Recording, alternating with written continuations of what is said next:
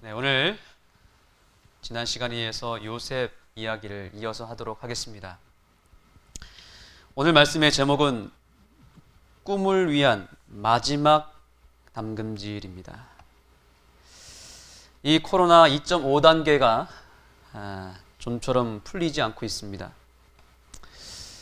작년에 이어서 올해 이제 두 번째 해를 맞이하게 됐는데 코로나19가 이제 코로나 21이 되었습니다. 아마 이 상태가 적어도 설 연휴까지 갈 거라고 뉴스에서는 보도하고 있습니다. 정말 코로나가 찾아와서 모든 우리의 자유를 다 빼앗아 가버렸습니다. 저는 사실 코로나의 타격을 크게 받지 못했다가 최근에 이제 교회에서 뭔가 좀 해보려고 걷기 모임도 하고 어린이 사업도 뭔가 신경을 써서 해보려고 했는데 해볼만한 사업이 되었다가 코로나로 한 방에 싹 다 모든 것이 묶여버리는 이 상황을 보면서 이제 저도 슬슬 마음에 시험이 찾아오고 마음이 이제 자꾸 우울함도 생기고 힘이 빠지고 이 현실에 대한 큰 실망감을 가지게 되었습니다. 나도 이 정도인데 정말 이 세상에서 치열하게 삶을 살아가는 우리 자영업자나 사업가들이나 직장인들은 얼마나 힘들까? 도대체 언제까지 이 코로나의 감옥 속에 우리가 갇혀 살아야 할까? 이런 고민을 해보지 않을 수 없습니다. 살다 보면 이렇게 참으로 어렵고 황당하고 기가 막힌 일을 당하게 될 때가 옵니다. 더 이상 어떤 것을 해보려고 해도 할 수 없는 상태이죠. 그래서 코로나 블루라고 하죠.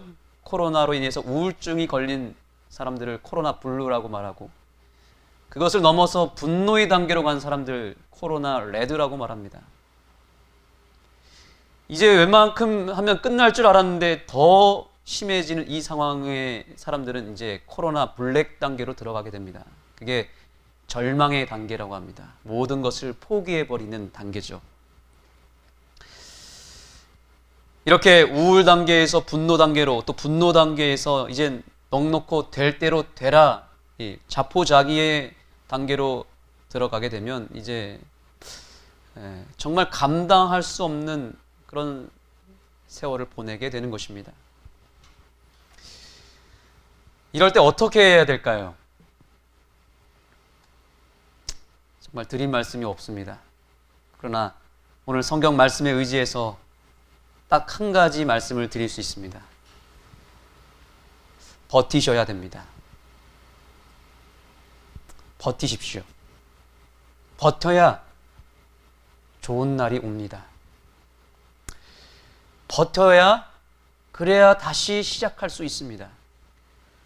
너무 힘들다고 지금의 이 상황이 너무 속상하다고 버티는 것을 포기해버리면 다시 찾아올 기회마저 없기 때문에 어떻게 해서든지 이 상황을 견디셔야 합니다. 저는 이런 버티는 것을 정말 잘하는 사람들이 그리스도인이라고 생각하고 그 그리스도인 중에서도 정말 버티기를 잘하는 사람들이 바로 재림 성도라고 생각합니다. 세상 사람들은 버티기가 참 힘들어요. 왜요? 혼자 버텨야 되기 때문이죠. 그러나 우리는 다릅니다. 우리는 옆에 누가 계십니까? 하나님이 버틸 수 있도록 옆에서 도와주고 계시기 때문에 버틸 수 있습니다. 성도들의 인내가 여기 있나니. 이것이 우리 재림성도의 사명이지 않습니까? 이 버티는 것이 우리의 주특기지 않습니까? 그래서 그동안 잘 버텨오지 않았습니까? 지금까지 어떤 문제 앞에서 우리가 잘 버텼다면 이제 조금만 더 버티시기 바랍니다. 조금만 더 버티면 좋은 날이 분명히 올 것이기 때문에 지금 포기하는 것은 너무 아까운 것입니다. 포기할 거라면 벌써 포기했어야죠. 그러나 여기까지 포기하지 않고 왔다면 이왕 여기까지 왔으니 좀 더 버티시기 바랍니다. 지난 시간에 말씀드린 대로 요셉은 정말 잘못한 것이 있다면 성실하게 산 죄밖에 없고 하나님과 늘 함께 동행한 것밖에 없는데 오히려 죄수로 누명을 쓰고 한순간에 감옥에 갇히는 신세가 되었습니다. 보디발의 가정총무로 신임을 받으면서 이제 인생의 꽃길을 걸어갈 것만 같았는데 꽃길을 조금 걸어가려고 하다 보니까 순간 다시 추락하고 말게 됩니다. 노예보다 더 힘든 죄수의 자리로 들어가게 됩니다.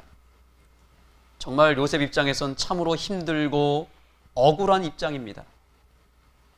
정말 우라통이 터져서 잠도 제대로 잘 수 없고 가슴이 먹먹해서 그냥 뭔가 원망만 터져 나올 것만 같은 이런 상황. 왜 하나님은 요셉에게 이런 인생이 꼬이는 인생을 만들어 버렸을까요?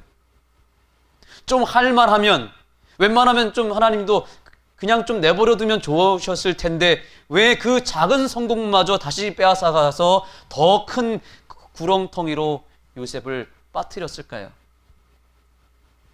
요셉으로서는 도저히 이 상황이 이해가 되지 않습니다. 이 혹독한 시련은 그냥 시련이 아니라 요셉을 위한 마지막 담금질이었습니다. 우리는 이 요셉의 스토리를 아주 잘 알고 있습니다. 이 스토리 다음에 요셉의 이야기는 어떻게 흘러갑니까? 이제 요셉은 국무총리로 서게 됩니다. 이 스토리 다음에는 진짜 요셉이 성공하는 길밖에 없습니다. 마지막 담금질입니다. 마지막이라는 것에 의미를 둬야 됩니다. 시련에도 시작이 있고 마지막이 있습니다.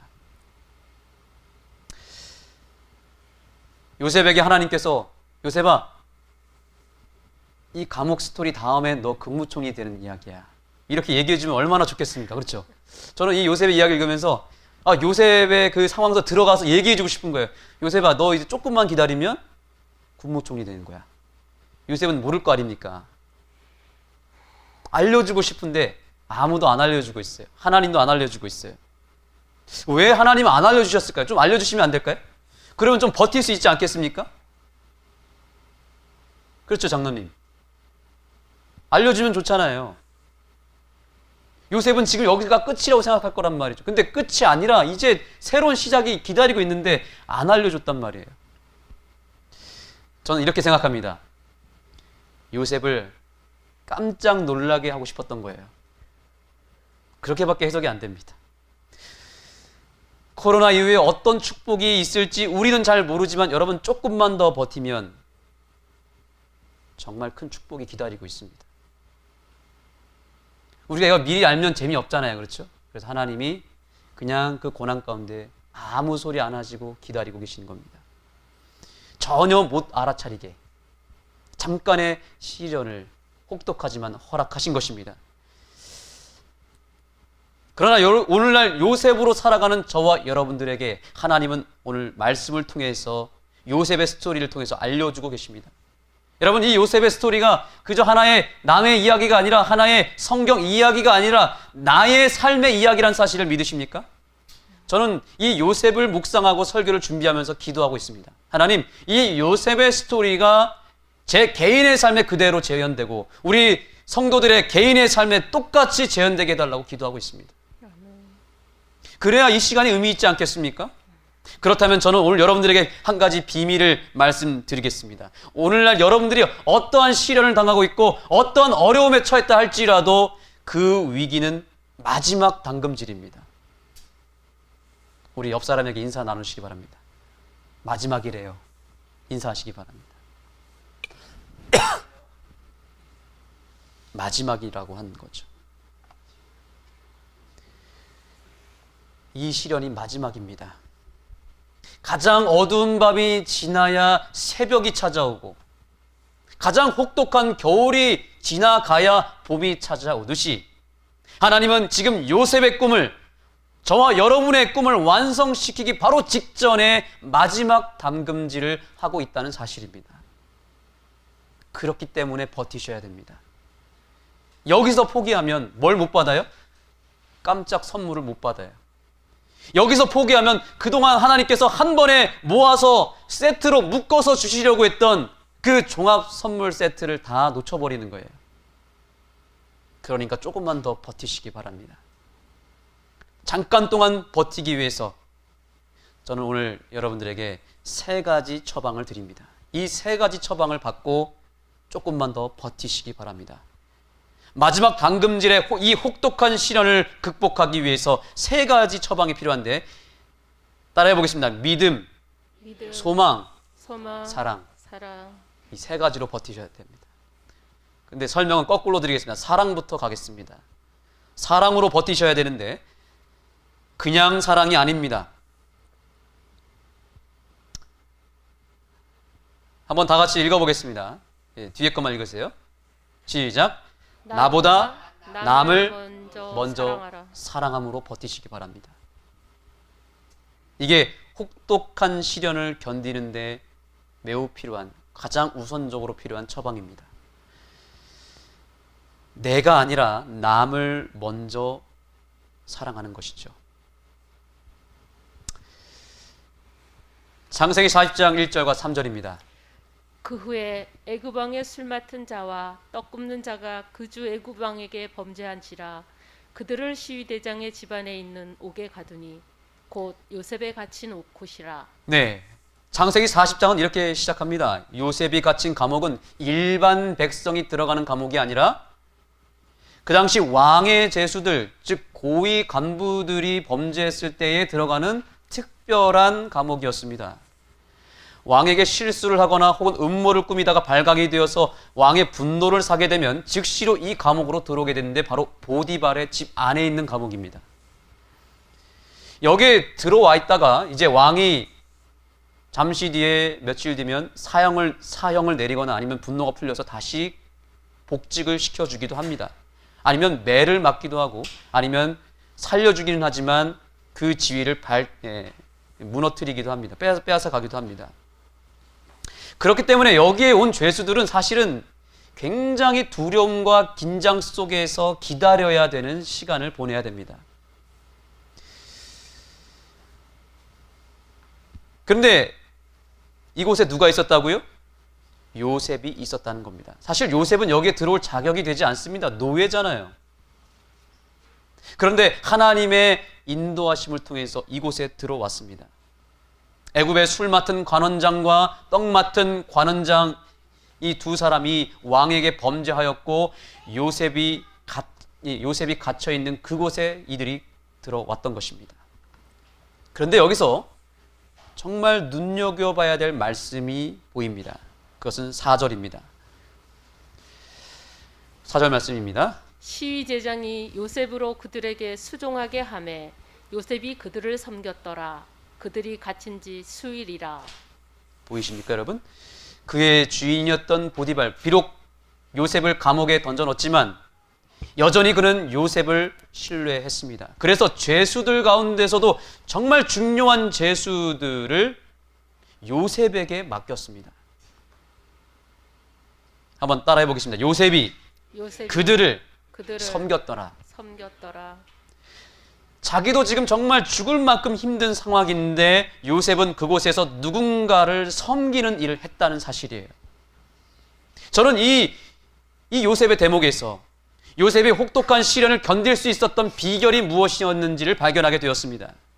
사람은 힘들고 어려운 상황이 찾아오면 가장 먼저 자기 자신을 돌아보고 자기 자신에게 집중하고 자기에게 찾아온 문제에 함몰되어 거기에서 헤어나오지를 못합니다. 그러나 위기의 때에 고수와 하수의 차이가 나타납니다. 진정한 고수는 자신에게 찾아온 이 말도 안 되는 시련 앞에서 그 시련에 골몰하고 거기에 빠져들어가는 대신에 오히려 다른 사람들의 고난과 다른 사람들의 위기와 궁지를 돌아본다는 사실입니다. 그러다 보면 객관적으로 이제 자기 자신의 처지와 다른 사람의 처지를 돌아보게 되겠죠? 그러면서 나만 힘든 게 아니었구나. 나보다 더 힘든 사람이 있었구나. 마음에 여유가 생기고 평화가 찾아오게 됩니다. 요셉이 바로 이 비결을 터득했던 것입니다. 그래서 부자선제 218페이지에서 이렇게 이 상황을 주석합니다. 잘 보시기 바랍니다. 그는 자신의 불행의 마음을 앓지 않고 다른 사람의 슬픔을 가볍게 해주려고 노력하는 중에 자신의 슬픔을 잊었다. 그는 옥중에서라도 할 일을 찾았다. 아멘. 정말 감동적인 말씀이지 않습니까?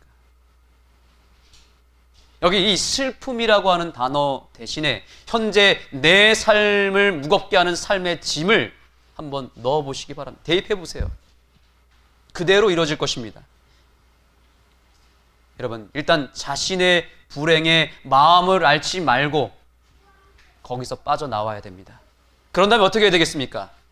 어떻게 빠져나올 수 있을까요? 요셉의 이 방법 외에는 방법이 없습니다. 마음이 정말 우울하고 슬픈 분이 여기 계십니까? 그러면 이 말씀에 그대로 대입하십시오. 다른 사람의 슬픔을 가볍게 해주려고 노력하는 일을 하다 보면 내 슬픔을 잊게 될 것입니다. 몸이 아픈 분이 계십니까? 그렇다면 내 질병, 내 아픔을 보는 것이 아니라 다른 사람의 질병을 가볍게 해주려고 노력하는 중에 자신의 질병이 가벼워지고 사라지는 경험을 하게 될 것입니다. 사업에 위기가 찾아오고 고생하는 분이 계십니까? 다른 사람에게 찾아온 그 실패와 그 위기를 가볍게 해주려고 노력해 보시기 바랍니다.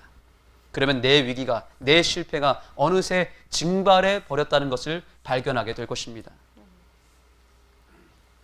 20세기 최고의 영감자라고 꼽히는 엘렌 G. 화이트는 병원에 입원해 있는 환자들의 치료에 도움이 되는 권면을 이렇게 100년 전에 얘기했습니다. 환자들의 회복에 가장 뚜렷하게 방해가 되는 한 가지는 자기 자신들에게 주의를 집중시키는 것이다. 하나님께서는 자신들을 당신의 축복의 통로로 내어주는 사람들을 위하여 기도를 응답해 주신다. 네, 환자들에게 있어서 가장 치명적인 것이 뭐예요? 방해되는 게 자기 자신에게 몰입하는 거예요. 자기 자신의 아픔, 자기 자신이 지금 당하고 있는 고통, 그것만 계속 바라보고 있으면 그 행위 때문에 더 병들게 되어 있습니다. 그럼 나으려면 어떻게 될까요? 자, 보십시오. 계속 읽어주시죠. 그들이 다른 사람들을 도와주기 위하여 노력할 때 그들의 마음에서 어둠이 사라질 것이다. 아멘. 우리가 위로를 받은 그 위로로서 다른 사람을 위로하고자 할 때 축복이 우리에게 돌아온다. 아멘입니까? 아멘. 예. 이 기별이 단순히 환자들에게만 해당되는 것이 아니라 오늘날 갖가지 다른 여러 가지 시련들 속에 처한 바로 우리들에게도 충분히 적용할 수 있는 기별임을 믿으시기 바랍니다. 계속해서 치료봉사 237페이지에서 이렇게 얘기합니다.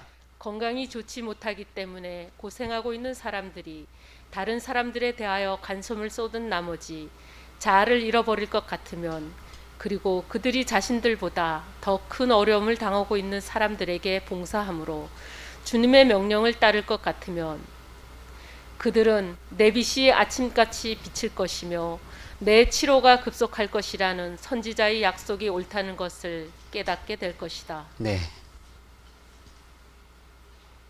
오늘 최고의 코로나 백신을 여러분들에게 설명했습니다. 이것보다 더 급속도로 빠르게 회복되는 백신이 없어요.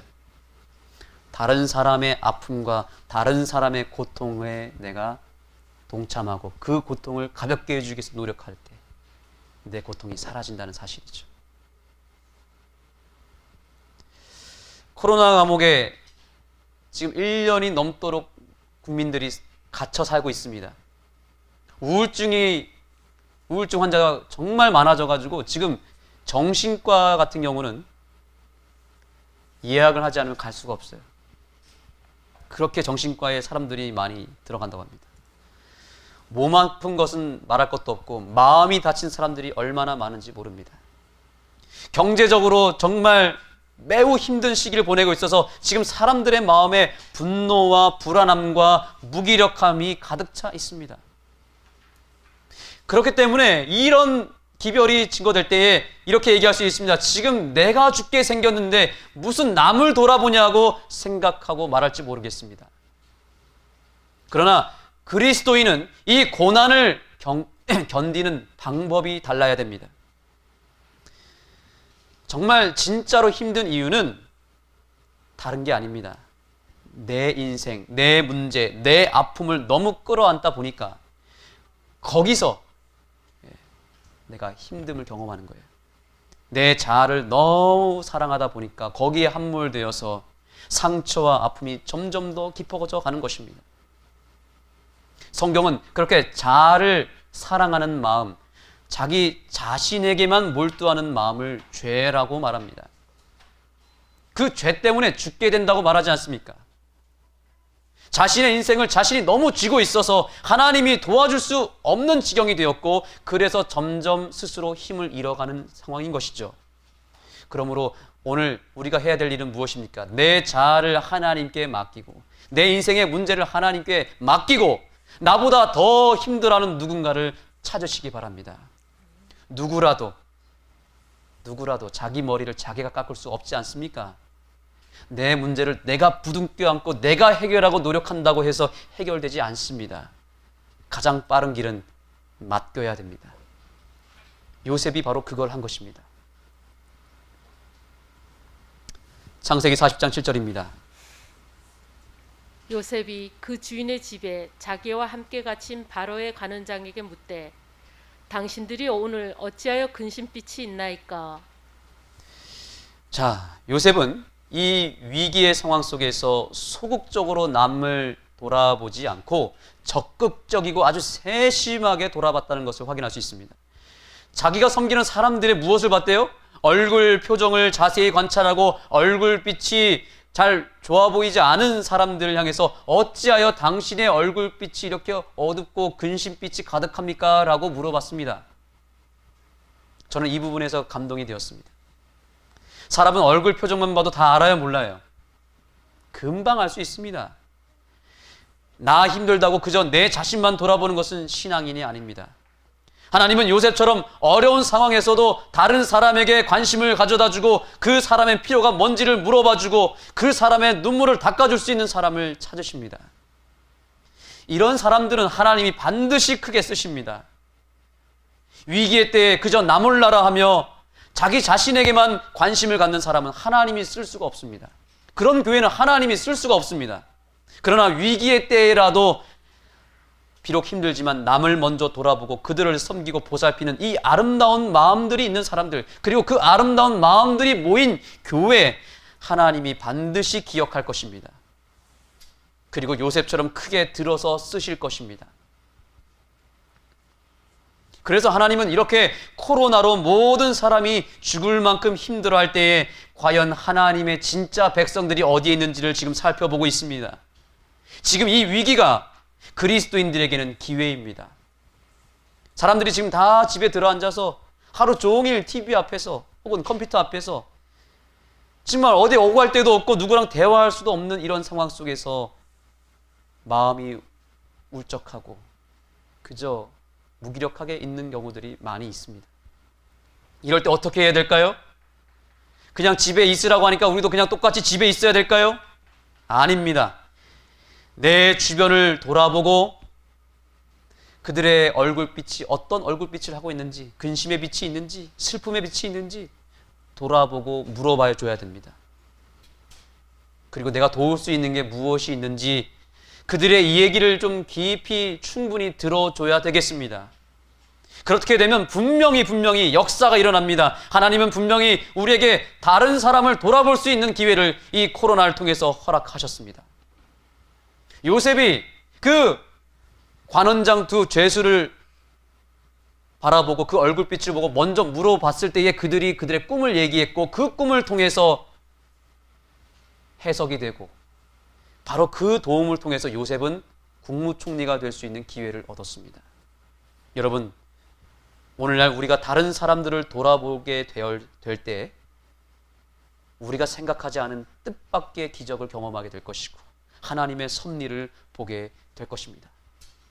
그러나 그들을 그대로 방치해두면 어쩌면 마지막일지도 모르는 그들의 구원받을 수 있는 기회를 우리의 무관심을 통해서 날려버릴 수도 있다는 사실을 여러분 꼭 명심하시기 바랍니다.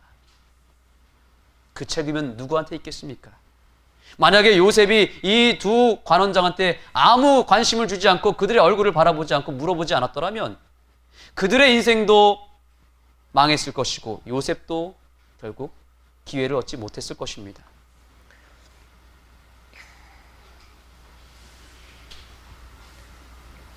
그들이 그에게 이르되 우리가 꿈을 꾸었으나 이를 해석할 자가 없도다. 요셉이 그들에게 이르되 해석은 하나님께 있지 아니하나이까 청컨대 내게 구하소서. 요셉은 노예 신분이고 이 죄수들은 그래도 계급이 높은 사람이었죠. 그들 입장에서 요셉은 그냥 노예에 불과했습니다. 그냥 물이나 떠다 주고 발이나 씻겨주는 그런 종에 불과한 사람일지 모르겠습니다. 그런데 요셉이 관심을 가져다 주고 그들에게 얼굴빛이 왜 그러냐고 물어봤을 때에 그들은 마음 문을 활짝 열었습니다. 기억하시기 바랍니다. 위기의 때에 사람들의 마음 문은 열리게 되어 있습니다. 함께 감옥에서 갇혀 죽을지도 모르는 위기에 있으니까 이제 지푸라기라도 잡는 심정으로 요셉에게 자기의 속 얘기를 하게 되었고 그들의 꿈 얘기를 하게 됩니다. 그 두 관원장의 꿈 이야기는 정말 어려운 꿈이었습니다. 근데 요셉은 이 꿈을 받자마자 뭐라 그랬습니까? 해석은 하나님께 있지 아니하나이까 나에게 구하소서. 아멘.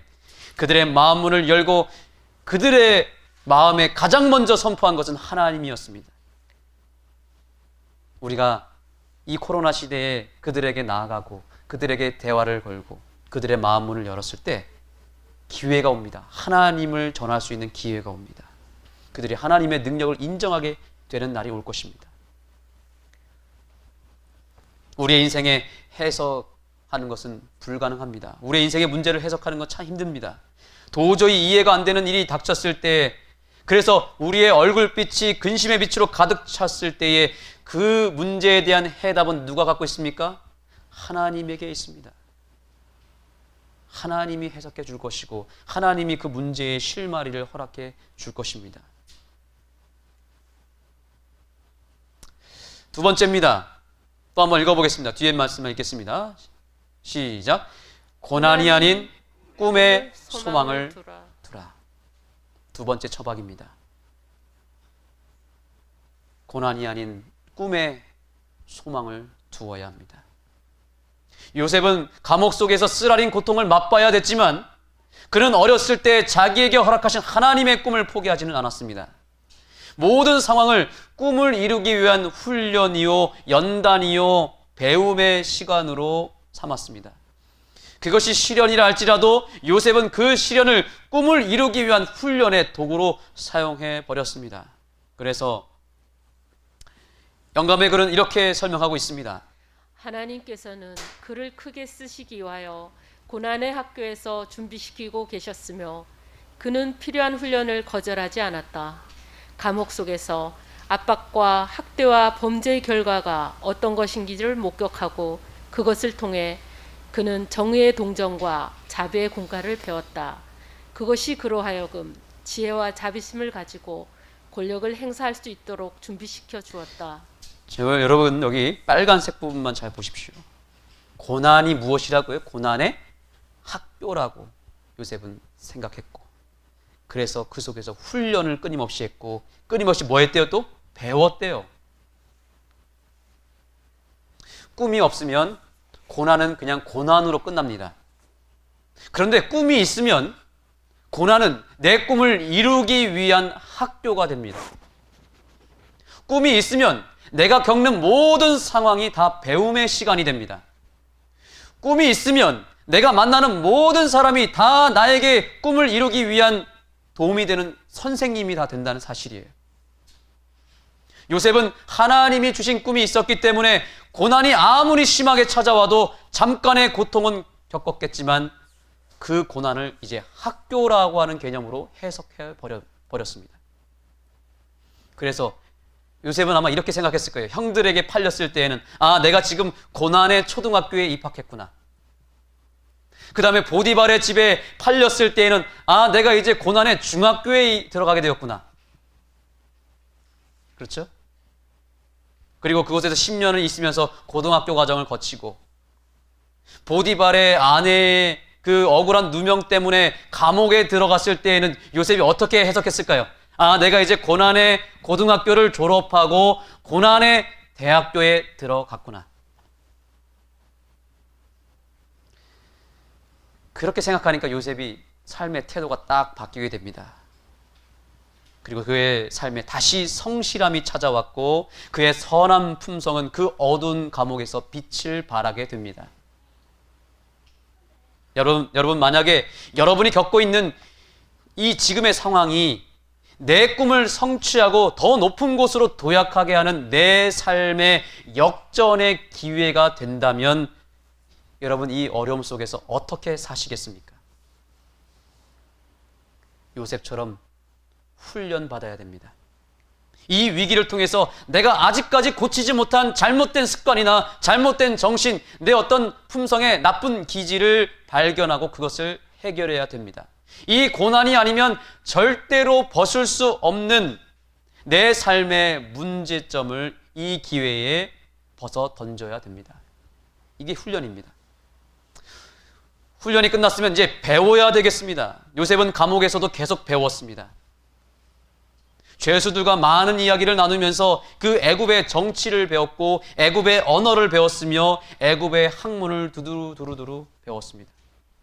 꿈이 있으니까 감옥에서도 배우지 않습니까? 꿈이 있는 사람은 그래서 어느 곳에 있든지 끊임없이 배우고 또 배웁니다. 그리고 그 외로운 고난의 세월 속에서 미래를 준비합니다. 코로나의 위기는 우리에게 미래를 준비할 수 있는 시간을 주었습니다. 코로나는 우리에게 미래에 대해서 하나님의 꿈을 실현하기 위해서 고민할 수 있는 시간을 주었습니다. 우리에게 사명이 없고 비전이 없었다면 이 코로나는 그저 우리를 답답하게 하고 우리를 힘들게 하는 재앙으로만 끝났겠지만 꿈이 있기 때문에 이 잠깐의 시련과 잠깐의 멈춤의 시간이 오히려 우리에게 꿈에 대해서 미래에 대해서 생각할 수 있는 기회를 주었던 것입니다. 저는 확신합니다. 이 코로나가 끝나면 아는교회는 이제 큰 날개를 달고 이 지역을 복음화시키는 일에 이전과는 완전히 다른 모습으로 거듭나게 될 것입니다. 아멘. 코로나의 감옥 속에서 지금 현재는 이 교회가 묻혀 있지만 바로 이렇게 묻혀 있을 때에 무엇을 해야 되겠습니까? 지금 교회의 미래가 무엇인지, 우리가 이루어야 될 꿈이 무엇인지를 고민하면서 같이 협력하고 새로운 도약의 길을 준비해야 되겠습니다. 조만간에 아는교회는 온라인 교회를 개척할 것입니다. 그리고 새로운 프로젝트와 새로운 환경을 조성하여 이전과는 완전히 다른 모습으로 지역 앞에 서게 될 것입니다. 성도 여러분, 이러한 진지한 고민, 미래를 향한 고민을 이 코로나 시대에 함께 하시지 않겠습니까? 여러분들을 이 고민의 자리에 초청하기를 원합니다. 우리가 끊임없이 같이 고민하고 같이 준비해서 이 교회의 미래를 준비했으면 좋겠습니다. 여러분과 함께 나누고 싶은 꿈 이야기가 많이 있습니다.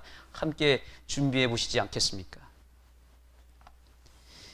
개인의 삶에 혹독한 겨울이 찾아와서 정말 어찌할 방법을 찾지 못하고 힘든 위기 가운데 여기 앉아 계신 분이 계십니까?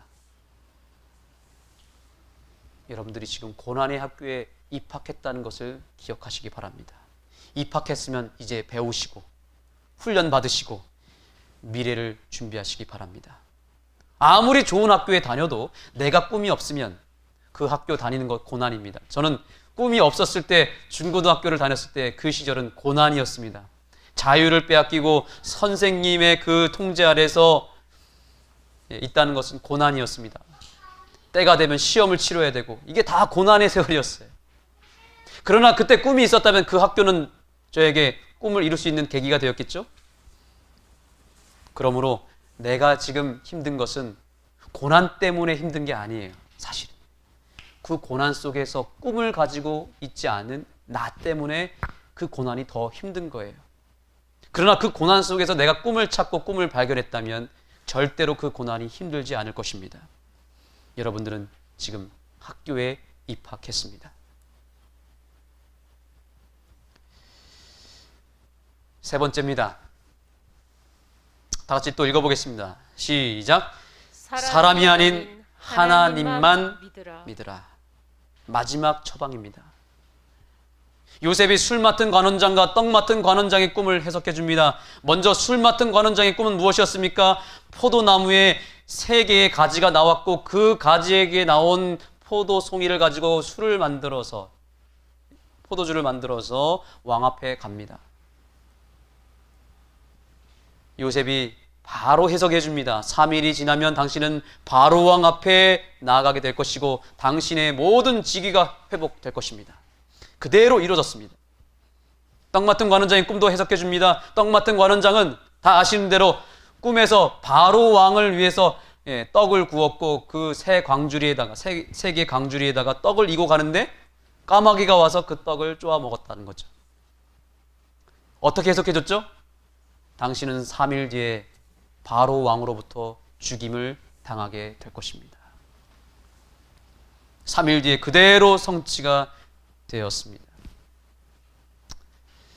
자, 그런데 여러분, 이 해석을 하는데 요셉이 이런 얘기를 합니다. 당신이 득의하거든 나를 생각하고 내게 은혜를 베풀어서 내 사장을 바로에게 고하여 이 집에서 나를 건져내소서.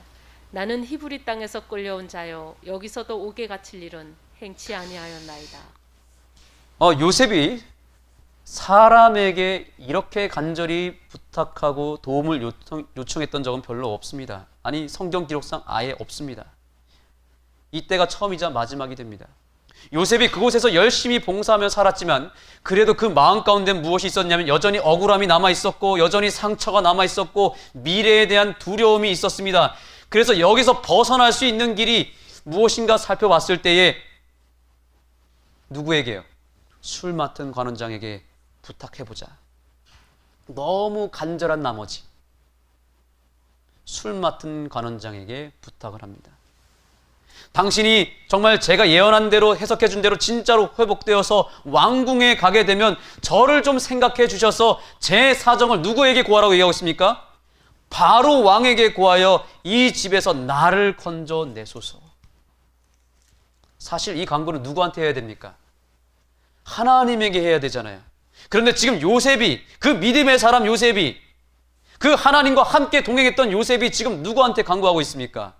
바로를 향해서 간구하고 있어요. 바로에게 나를 건져내소서라고 구하고 있습니다. 요셉이 지금 누구를 의지하고 있습니까? 사람을 의지하고 있고 세상을 의지하고 있습니다. 하나님이 바로 이 요셉의 마음속 깊은 곳에 남아있는 죄를 보셨습니다. 그래서 이 감옥의 혹독한 시련을 감옥을 통해서 혹독한 담금질을 했던 이유가 바로 사람을 조금이라도 의지하고 있었던 요셉의 이 한 가지 죄를 해결하기 위해서 마지막 담금질을 했던 것입니다.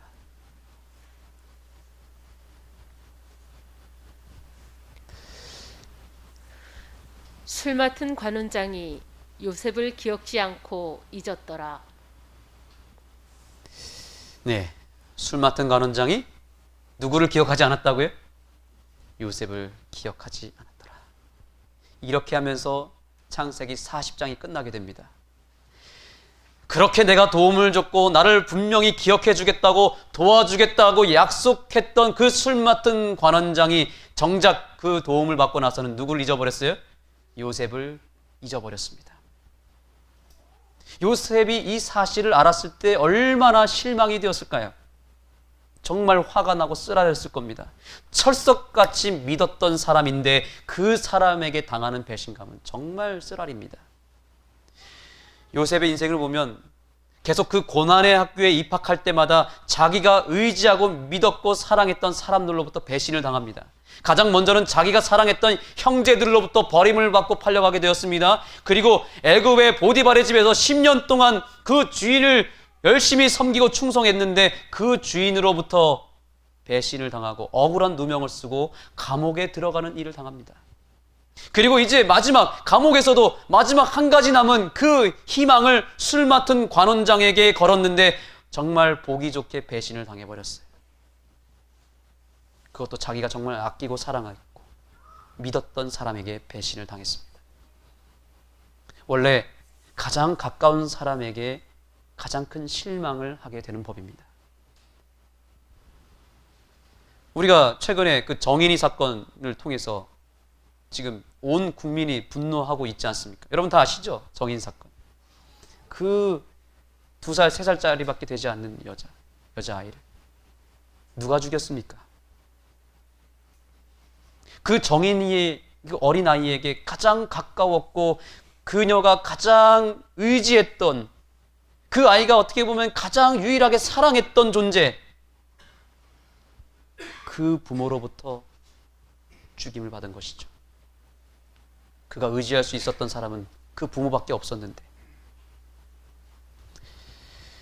여러분, 우리의 인생이 왜 이렇게 힘들고 불행할까요?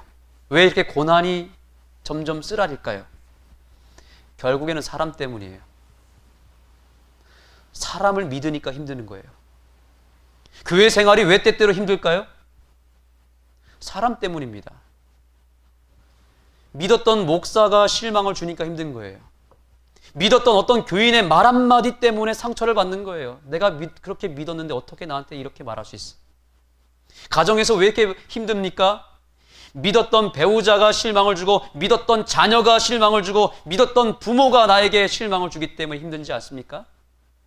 내 하나밖에 없는 친구가 나에게 어떻게 그런 말을 할 수 있고, 내가 믿고 의지했던 동료가 어떻게 나한테 그렇게 행동할 수 있느냐라고 말하지만, 사람이기 때문에 그럴 수 있어요. 우리가 코로나 시대에 믿었던 게 무엇입니까? 정부에게 기대를 걸었고, 정치인들에게 기대를 걸었고, 의술에, 기술에 기대를 걸었습니다. 하다못해 강대국 미국의 힘을 믿었습니다. 그런데 어떻게 됐습니까? 남는 게 무엇입니까? 지나고다 보니까 우리가 기대를 걸었던 그 대상으로부터 받은 것은 실망뿐입니다. 하나님은 이런 시련을 지속시키시고 더욱 실망을 거듭하게 하시고 사람으로부터 정말 실망을 주게 하는 이유가 있습니다. 그 이유를 오늘 잘 생각하셔야 됩니다. 무엇입니까? 하나님께만 기대를 걸라는 사실입니다. 사람은 의지할 대상이 아닙니다. 사람은 믿으면 믿을수록 실망합니다. 사람은 믿는 대상이 아니고 사랑할 대상일 뿐입니다. 믿을 대상은 누구밖에 없다? 하나님밖에 없다는 사실이에요. 그러므로 여러분, 사람에게, 내 가장 가까운 사람에게, 내가 사랑하는 그 누군가에게 절대로 기대를 걸지 마십시오. 믿어야 될 조건을, 믿어야 될 이유를 사람에게서 찾지 마십시오. 믿어야 될 이유는 하나님에게서만 찾으시기 바랍니다. 여러분, 혹시 물어보겠습니다. 혹시 여러분들 중에서 저 믿는 사람 있습니까? 안장훈 실장님, 저 믿으십니까? 네. 저 믿으세요? 그렇게 째려보시면 어떻게 해요? 그게 제 답인데요. 네. 여러분, 절대로 그럴 일이 없겠지만 저 믿으시면 안 됩니다. 믿으시면 믿을수록, 기대하면 기대할수록 저한테 실망합니다. 그냥 저를 불쌍하게만 보세요. 한번 따라해 보겠습니다. 사람은 믿을 대상이 아니고 사랑할 대상이다. 사랑할 대상이다. 불쌍한 이유만 찾으세요. 믿어야 될 이유를 찾지 마시고. 저는 사랑하는 가족들을 그동안 의지했는데 오늘 이 말씀 보고 불쌍한 이유만 찾기로 했습니다. 아, 우리 집사람 참 불쌍하다. 목사 남편 만나서 평생 교회를 섬겨야 되는 참 불쌍하다. 우리 두 아이 참 불쌍하다. 목사 아들, 딸로 살아야 되니까 참 불쌍하다. 내가 더 잘해야겠다. 그렇게 불쌍한 이유만 사람에게서 찾으시고 믿어야 될 이유는 하나님에게서만 찾게 되기를 바랍니다. 제가 가장 감동받은 구절은 바로 이 구절입니다. 이 구절은 한번 다 같이 읽어볼까요? 요셉은. 시작. 요셉은 2년 더 죄수로 그곳에 머물러 있었다.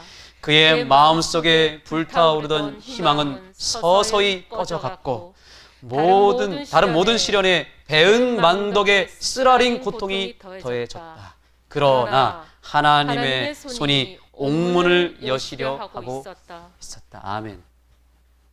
하나님은 요셉의 그 마지막 남아있는 그 죄, 하나님을 의지하지 않고 단 1%를 사람에게 두었던 그 죄를 걷어가시기 위해서 가장 혹독한 시련을 주셨습니다. 그러나 하나님은 이제 오로지 하나님만 의지하는 믿음을 요셉을 통해서 얻으셨고 그 꿈이 시작되는 은혜를 보게 하셨습니다. 하나님은 우리의 끝을 통해서 새롭게 시작하십니다. 한번 따라해 보겠습니다. 우리의 끝은 주님의 시작이다. 하나님은 내가 마지막이구나, 내가 이제 끝났구나, 나는 이제 더 이상 소용없구나 하는 그 포인트를 가지고 하나님은 새로운 걸 여신다고요. 하나님은 내가 다 끝났다고 생각할 때 하나님은 일을 시작하십니다. 내가 가장 실망스러울 때, 가장 죽고 싶을 때 하나님은 희망의 문을 여십니다. 하나님은 나의 끝을 통해서 새로운 꿈의 길을 여십니다. 그러니 여러분, 조금만 더 견디십시오. 조금만 더 힘을 내십시오. 오늘 저의 이 간구를, 이 호소를 한 찬양으로 대신하려고 합니다. 힘을 내세요라는 찬양 아십니까? 네, 아마 이 자리에 있는 분 가운데 우리 현춘자 집사님이 가장 좋아하는 찬양일 겁니다. 어쩌면 저는 현춘자 집사님에게 특별히 이 곡을 선사하기를 원합니다. 정말 제가 현 집사님한테 죄송한 게 이 겨울에 서울 가려고 하신 거 제가 붙잡았습니다. 가지 마시라고. 우리 교회에서 같이 복음 사업 하자고 붙잡았는데 코로나 때문에 아무것도 못 하고 있어요. 그래서 맨날 나무하시고 불 떼시고 힘드신 우리 현 집사님을 생각할 때 제가 참 너무 죄송하고 가슴이 메입니다. 뿐만 아니라 정말 이 상황, 이 코로나 시대에 힘들게 삶을 살아가고 계시는 여러 우리 성도님들에게 이 곡을 선사합니다. 함께 찬양으로 은혜 받으시기 바랍니다.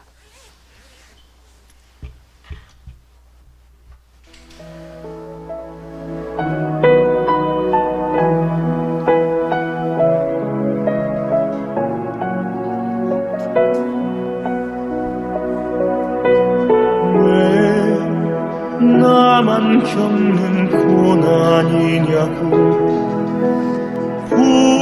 불평하지 마세요. 고난의 뒤편에 있는 주님이 주실 축복 미리 보면서 감사하세요. 너무 견디기 힘든 지금 이 순간에도 주님이 일하고 계시잖아요.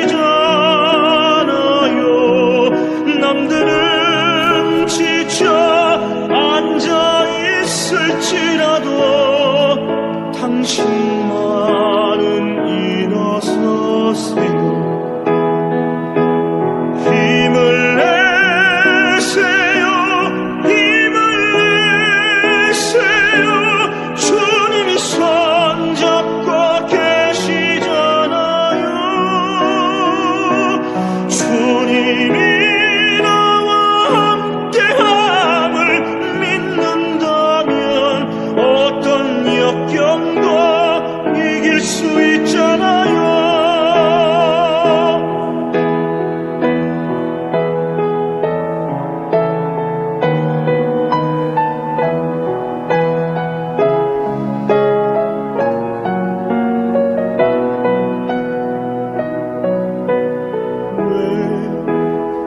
이런 슬픔 찾아왔는지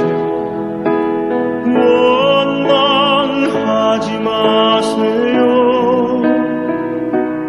당신이 잃은 것보다 주님께 받을 은혜 더욱 많음에 감사하세요. 너무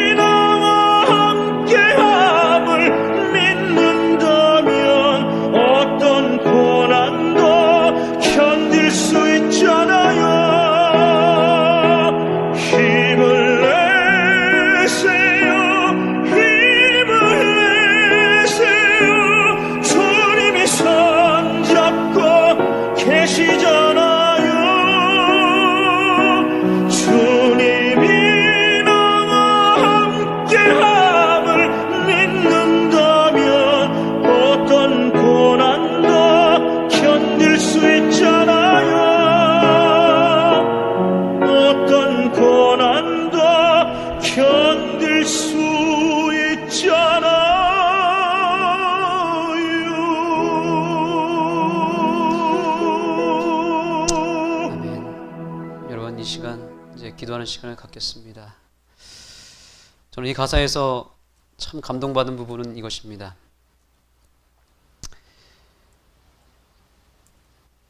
고난의 뒤편에 있는 주님이 주실 축복 미리 보며 감사하세요. 너무 견디기 힘든 지금 이 순간에도 주님은 일하고 계시잖아요. 남들은 지쳐 앉아 있을지라도 당신만은 일어서세요. 여러분, 오늘 주님께서 우리의 손을 잡고 이렇게 말씀하고 계십니다. 힘을 내라. 내가 일으켜 세워주겠고 내가 이 고난 뒤편에서 너에게 큰 축복을 마련했으니 나와 함께 가자. 여러분, 예수님의 손을 붙잡으시겠습니까? 아멘. 그러면 그 손 붙잡고 지금 기도하시겠습니다.